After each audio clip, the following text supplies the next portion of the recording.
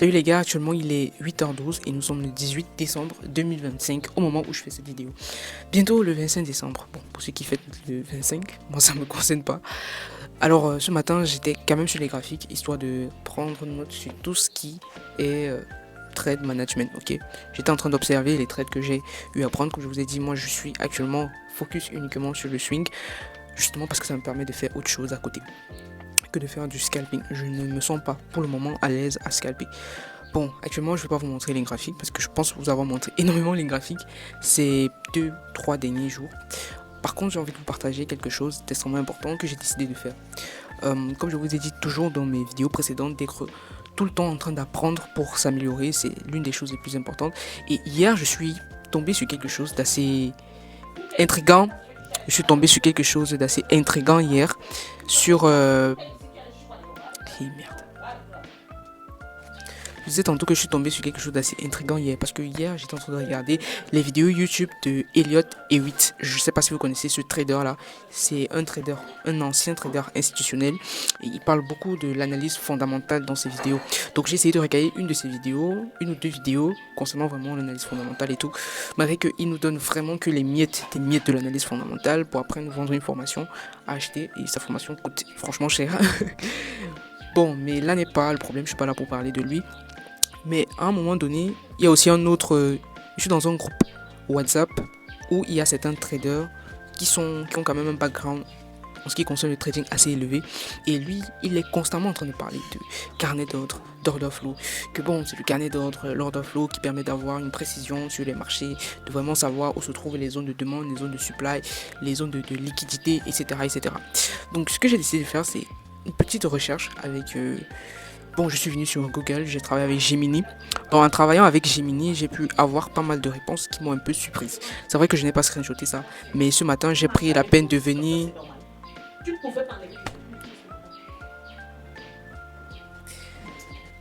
Donc, je disais tantôt que j'ai pris la peine de venir sur Gemini et travailler sur le concept qui consiste à comprendre réellement qu'est-ce qui rend un trader rentable. Parce que il y a le temps des gens qui disent qu'il suffit de maîtriser l'analyse technique, une stratégie, un bon trade management, avoir de la psychologie qui est assez travaillée, de la discipline et on est rentable. Ceux qui font de la fondamentale, parce qu'il faut savoir que les gens qui traitent la fondamentale ne font pas seulement de la fondamentale. En fait, ils font aussi de l'analyse technique. Ok. Donc ceux qui traitent la fondamentale avec l'analyse technique disent que ceux qui traitent uniquement l'analyse technique ne sont pas rentables. Parce qu'en institution, on utilise la fondamentale. Maintenant, ceux qui traitent maintenant les carnets d'ordre et l'order flow, j'espère que j'ai pas eu le temps. Ok. Ceux qui traitent maintenant les carnets d'ordre et l'order flow viennent ici dire maintenant que l'analyse technique ne suffit pas, il faut le carnet d'ordre et l'order flow, il faut maîtriser ça. Et à ce moment, on est mitigé, on a 3 camps, ok. Vous avez franchement 3 camps. Si vous faites des recherches, vous allez vous rendre compte de ça.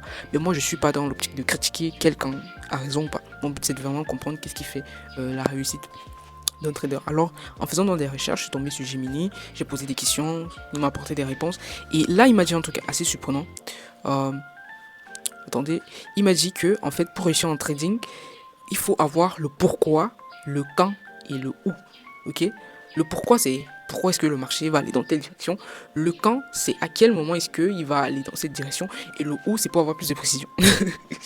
Donc là, je vais un peu vous lire rapidement ce qu'il m'a donné. Il m'a dit que le pourquoi, en fait, représente l'analyse fondamentale. Et quand on regarde les vidéos de Elliott Hewitt, il traite de l'analyse fondamentale vraiment comme une grosse vague ou bien un océan ou je sais pas moi, une rivière qui va nous donner une direction à suivre. En fait, c'est lui le moteur. Donc le pourquoi donc représente l'analyse fondamentale qui est le moteur. Et là, Gemini me dit ici, c'est la direction du flux de capitaux à long terme. Donc l'analyse donc fondamentale en 2025 consiste à prendre des décisions des banques centrales, la macroéconomique, c'est-à-dire inflation, croissance, PIB, géopolitique. Et l'utilité sur le pourquoi est baissier, vous ne cherchez que des opportunités de vente. Cela vous évite en fait de trader contre le courant de la smart money. Maintenant, il parle du camp. Le camp représente en fait l'analyse technique. Parce que tous ceux qui font de la fondamentale font aussi de l'analyse technique. Et quand je dis analyse technique, je parle pas de ICT, SMC, ok. Ils sont purement dans du price action. Parce que quand je vois comment Elliott Hewitt trade, c'est du pur price action avec la fondamentale dessus. Donc le camp donc représente l'analyse technique. Il dit que l'analyse technique ne prédit pas l'avenir, elle définit des zones de probabilité, ok. Donc il y a comme analyse technique, il propose des outils de support résistants, des zones d'offres et de demande, des structures de marché high et low. Donc l'utilité en fait maintenant de l'analyse technique, elle vous dit le prix arrive dans une zone où les institutions ont l'habitude d'intervenir. Ça veut dire que c'est une zone d'alerte. Donc premièrement, on a le pourquoi, on a le quand. Ensuite, le où et comment. Donc, le où, c'est l'order flow et le comment, c'est le carnet d'ordre. En d'autres termes, ils appellent ça le déclencheur. Ça, c'est ce que Gemini me propose. Ok, je suis juste en train de lire. Et il me dit que c'est la pièce finale du puzzle qui valide ou non votre scénario technique. Donc, le rôle du carnet d'ordre, il vous montre si la liquidité est réelle. Par exemple, si le prix touche un support technique, mais que le carnet d'ordre montre une absorption. Beaucoup de ventes, mais le prix ne descend plus. C'est le signal d'achat institutionnel. Ensuite, le footprint, il confirme que les acheteurs agressifs entrent en jeu au moment précis où le prix touche votre zone technique. Littéralement ce que je vous lis, je comprends même pas. Bon, mais là on vient maintenant sur l'utilité. L'utilité de l'order flow et du carnet d'ordre qui représente le où et le comment. Cela nous permet en fait d'entrer avec un stop loss très serré car on sait exactement à quel niveau le flux d'ordre s'est inversé. Donc, et ensuite, Gemini termine en me disant pourquoi cette synergie est indispensable. Il dit que sans le pourquoi, vous risquez de faire l'analyse technique parfaite, mais de vous faire balayer par une annonce économique majeure. Raison pour laquelle beaucoup de fondamentaux, ceux qui traitent de la fondamentale, disent que l'analyse technique ne sert à rien, on traite un peu de manière aveugle. Et maintenant, sans le quand, c'est-à-dire si tu traites uniquement la fondamentale, c'est absurde. Sans le quand, on regarde juste l'order flow toute la journée sans savoir dans quel contexte les ordres sont passés, ce qui mène à la fatigue mentale, en d'autres termes de l'overtrading. Et enfin, sans le où, on entre au pif, dans une zone technique certes, et on nous fait souvent sortir par une mèche de manipulation avant que le prix ne parte dans votre sens. Et je pense qu'on a souvent vu ça, surtout ce qui traite de ICT, SMC, ça arrive énormément de se faire sortir par une mèche de liquidité. Donc en résumé, ce qu'il me dit, c'est que la fondamentale donne le biais, la technique donne la zone et l'order flow donne la confirmation. Donc pour pratiquer cela, vous pouvez explorer les outils de visualisation de liquidité comme Bookmap qui permettent de voir les 3 dimensions de manière intuitive. Donc là, vraiment, depuis hier, j'ai eu un déclic et je me pose la question si tous ces traders qui font que de la fondamentale et de la technique aussi ne sont pas à côté de la plaque. Parce que je me rends compte qu'au final, trader signifie mélanger 3 choses. De la fondamentale, de la technique et de l'order flow carnet d'autres. C'est assez costaud. Raison pour laquelle je dis souvent aux gens que si le trading ne vous intéresse pas vraiment, ne vous lancez pas dans le trading. Le trading est hyper vaste. Bon, ce que j'ai donc décidé de faire suite à ce que je viens de vous lire, c'est que j'ai décidé de travailler chaque segment. Donc à partir de la semaine prochaine, je vais commencer à m'intéresser fortement à la fondamentale, comment est-ce qu'on apprend, en fait, tout ce qui a trait en fait à la fondamentale, macroéconomique, inflation, machin chouette, tout ça. Vraiment, je connais pas tout ça, mais je vais prendre le temps d'apprendre. Pour le moment, je cherche encore des livres, s'il y en a qui vont pouvoir m'apprendre toutes ces choses-là. Ok, actuellement, je suis hyper fatigué et je me sens hyper mal. J'étais censé faire une séance de sport de 45 minutes à 1 heure. Mais je vais juste faire quelques exercices et aller me toucher. Parce que vraiment, je me sens pas très bien. Mais bon. Let's go.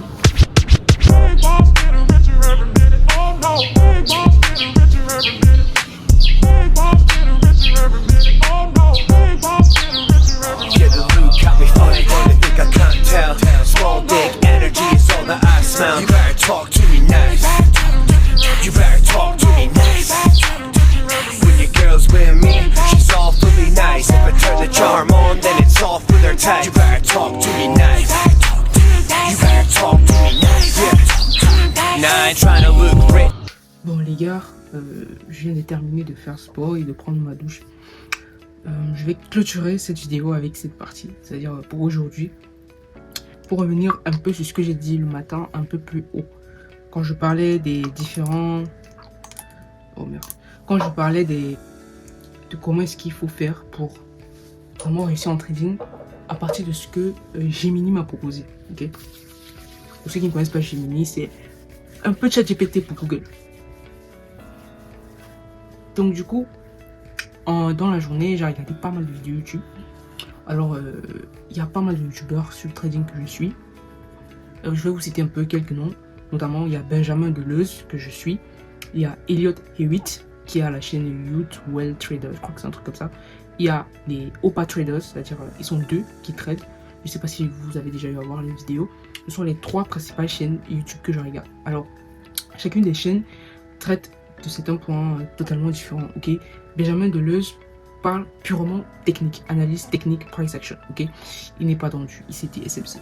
Tout ce qui est ICT SMC, j'ai complètement arrêté de suivre.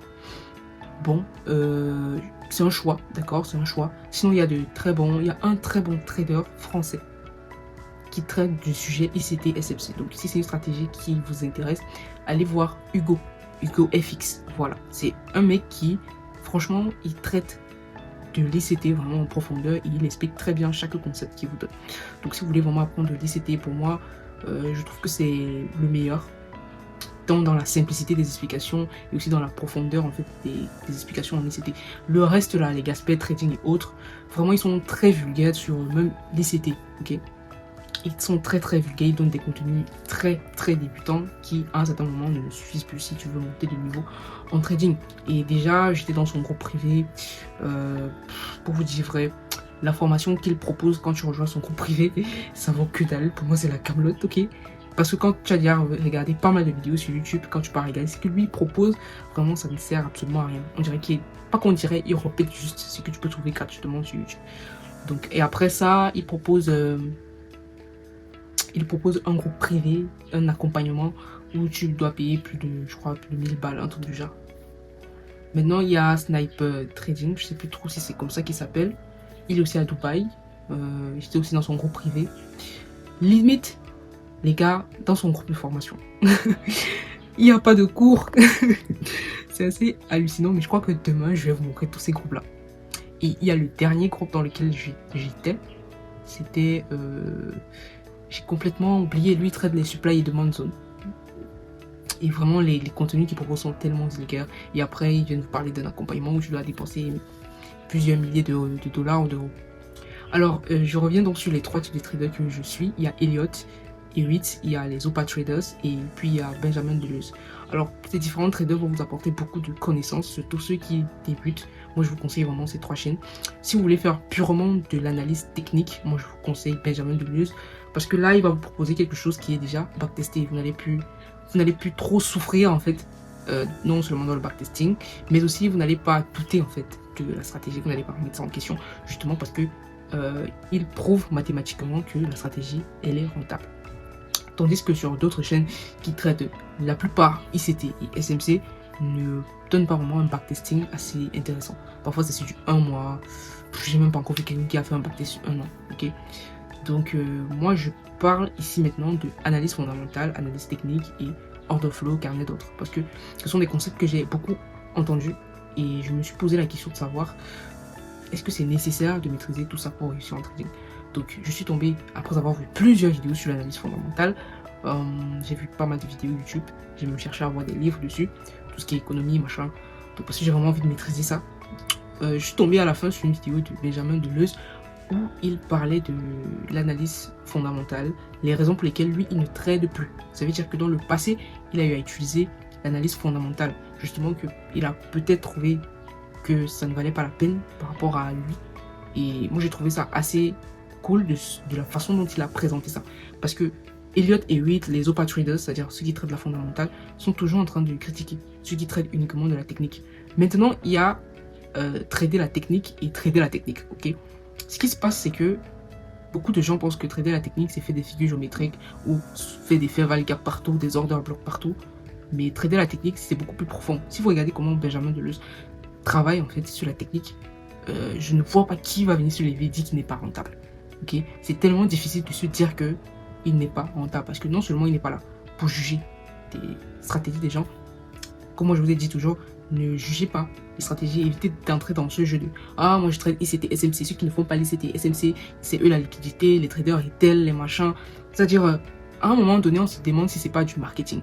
On est en train de rabaisser une stratégie pour prôner celle qu'on trade et par la suite vendre soit un abonnement, soit un groupe privé, soit un accompagnement, soit une formation de merde.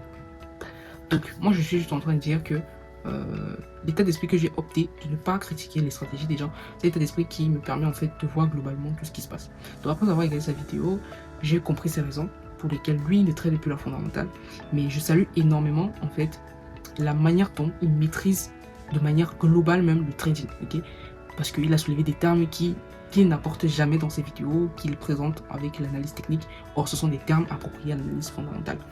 Donc moi je pars dans le concept selon lequel je vais découvrir en fait l'analyse fondamentale et faire ma propre expérience. Actuellement, je travaille sur 2 stratégies. Mon analyse technique purement price action. Malgré qu'il y a des gens qui m'ont demandé si je traite les figures chartistes. Non, je ne traite pas les figures chartistes.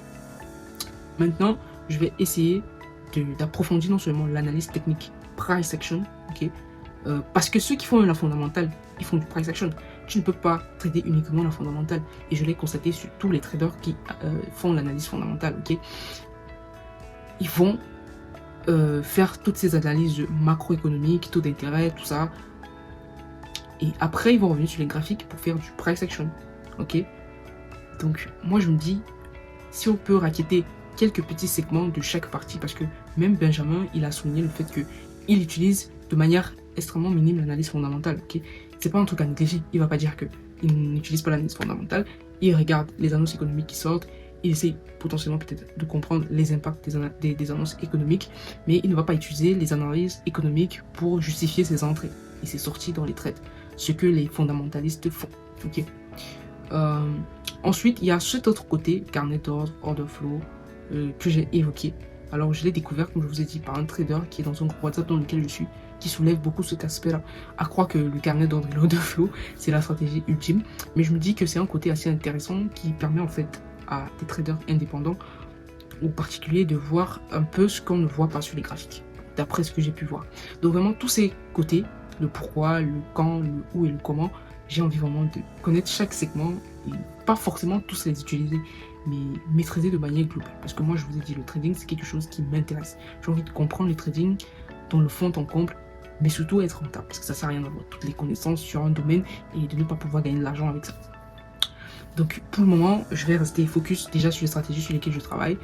De l'autre côté, je vais lire des livres, continuer à regarder des vidéos YouTube, prendre des notes et apprendre davantage, que ce soit sur l'analyse technique, c'est-à-dire approfondir mon analyse technique, tout ce qui va me permettre d'évoluer, apprendre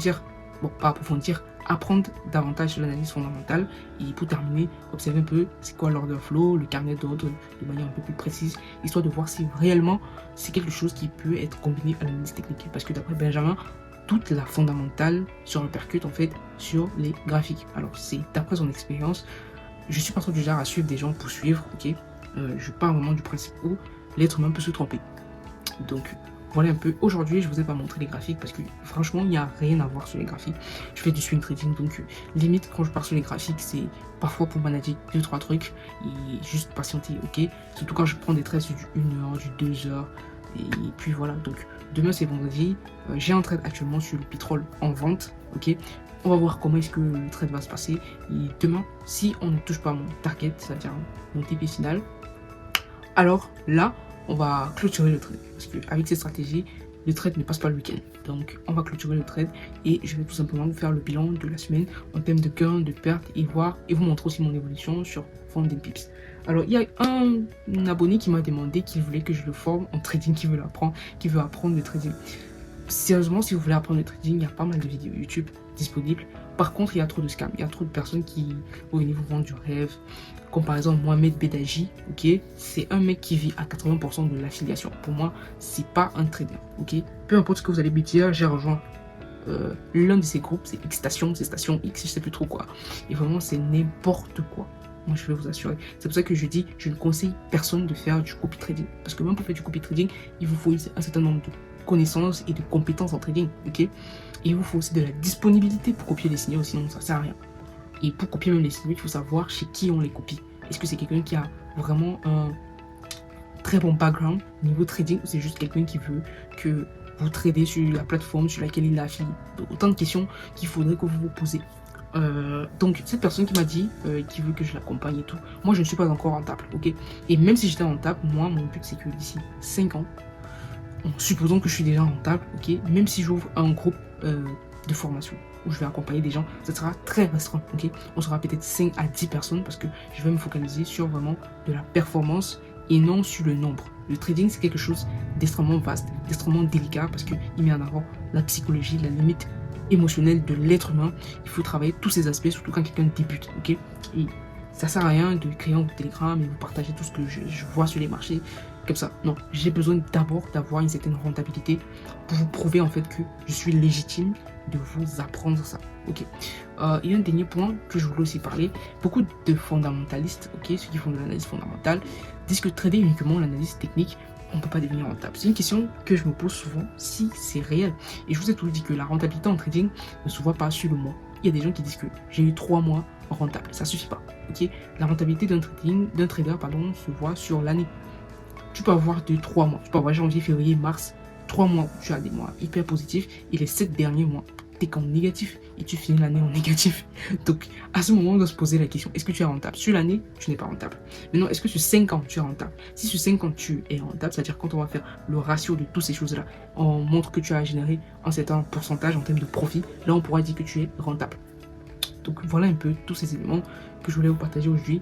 Demain, je vais un peu faire un petit exercice pour vous montrer les différents groupes privés que j'avais rejoints dans le passé pour les copy trading, vous donner mon avis sur ces groupes-là. Je vous ai cité 3 groupes dans lesquels j'y étais et je suis encore, parce que déjà j'ai pas supprimé ces groupes-là. Mon but vraiment c'est de pouvoir arriver à un moment à parler de ces gens et vraiment parler ce qui est dans leur groupe, ok? Malgré que je n'ai pas pris leur accompagnement, en fait de ce que j'ai pu voir, j'ai vu que ça ne servait plus à rien de prendre un accompagnement déjà que j'avais à tout cramer sur le marché. Donc voilà, je crois que c'est tout. Il y a pas mal de choses que j'aime partager. Un dernier point aussi, ça a fait beaucoup de derniers points.